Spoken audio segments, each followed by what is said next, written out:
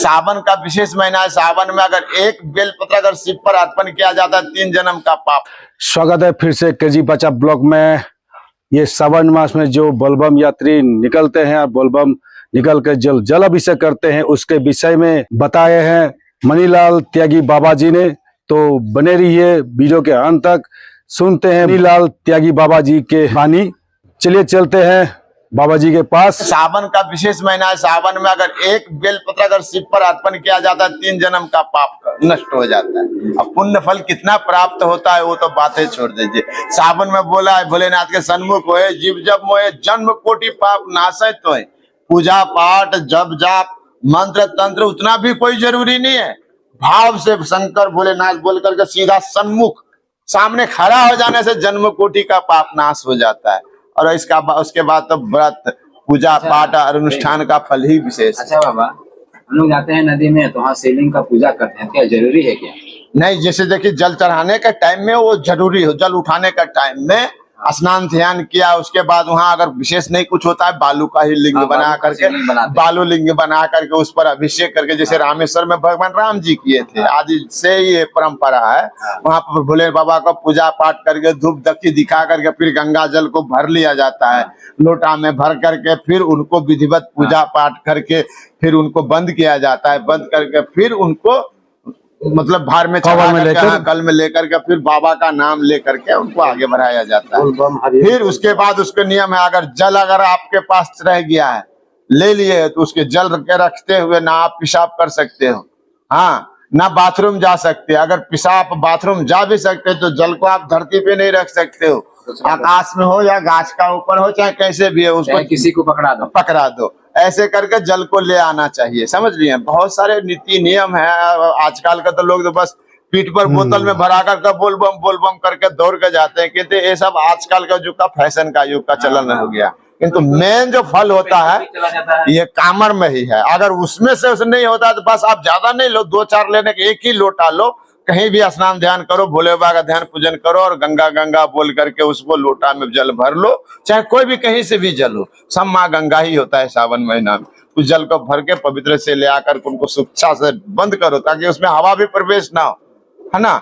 उस तरह का जल ले आकर के फिर भोले बाबा का संकल्प लेकर के उनको चढ़ाया जाता है। तो उसका विशेष है। और जो हम लोग बोलबम में जब निकलते हैं, क्या ये जरूरी है क्या जो हम लोग कावर लेके ही जाना चाहिए या लोटा हम लोग हाथ से क्या ले सकते हैं? देखिए जरूरी कामर तो अगर जरूरी काम, क्योंकि बोलबम का नियम ही है कामर होना चाहिए। अगर कामर नहीं है तो बस आप ज्यादा नहीं, वो बोतल सोतल में जल पात्र लेकर के जल लेकर के नहीं आना चाहिए। या पीतल का बर्तन हो या माटी का कोई भी बर्तन हो, तो मिट्टी का बर्तन हो तो अच्छा है, शुद्ध है, स्वच्छ है। हाँ, या तांबा हो या पीतल हो तो उसमें जल एक ही पात्र में लिया जाए, डबल पात्र न किया जाए। हाँ, और उसको फिर हाथ में ही लिया जाए और जहाँ से उठाया जाए तो फिर मंदिर में जल अर्पण करके ही बैठा जाए। उसका एक नियम होता है। तो कोई दिक्कत वाला चीज नहीं, कोई दिक्कत मतलब ये सब हम लोग का जानने का लिए, क्योंकि हम लोग अभी बोलबम कर रहे हैं। नहीं, बोलबम करिए, किंतु बोलबम ऐसे आप देखिए, बोलबम का एक भेष होता है जो आजकल हम लोग को है। बाबा का बेलबम का एक भगवा कलर होता है, भगवा वस्त्र होते हैं। भगवा वस्त्र पहनिए, शुद्ध सावन महीना में पूरा चूल दाढ़ी नाखून इत्यादि कोई चीज का खंडन नहीं करना है, मुंडन नहीं करवाना है। विधिवत सावन पूरा सावन से लेकर के आरंभनी से लेकर के आपको रक्षाबंधन के बाद, रक्षा जब बंधन हो जाएगा तभी जाकर के सावन का व्रत न पूर्ण होता है, पूर्णिमा के बाद। तो जिस पूर्णिमा का दिन आएगा उस दिन सब भक्त मिल करके विशेष रूप से भोले बाबा का पूजन कीजिए, फिर हवन उनका अभिषेक करिए। अभिषेक कर करके फिर उसी हिसाब से हवन करवाइए। हवन करवा के पूर्णाहुति दे करके फिर सावन का व्रत पूर्ण होता है विशेष रूप से। अभी ये सावन का व्रत आपको कितने दिन तक चलेगा? और ये तो आपको पूर्णिमा तक चलेगा।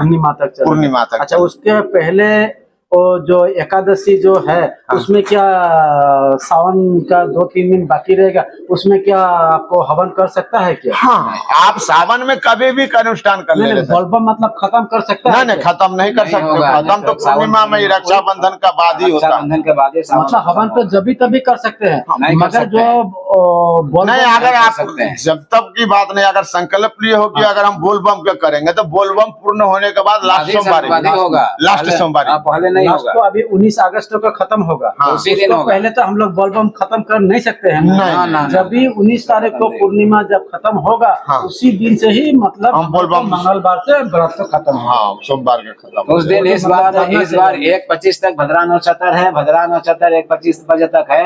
1/25 के बाद में हवन पूर्णाहुति होगा और उसी के बाद में रक्षाबंधन पूर्णिमा का दिन। पूर्णिमा का जी, दिन जी। और 1/25 तक भद्रा नक्षत्र है। उसके बाद फिर जन्माष्टमी लग जाता लग जाता है। है। जन्माष्टमी का कृष्ण पक्ष लग जाता है, हाँ। तो फिर उसका सिस्टम ही अलग हो जाता है। भाद्रव मास लगता है कृष्ण, उसके बाद गणेश पूजा का बाद से ही वो सब पूजा आ जाएगा। चालू हो जाता है।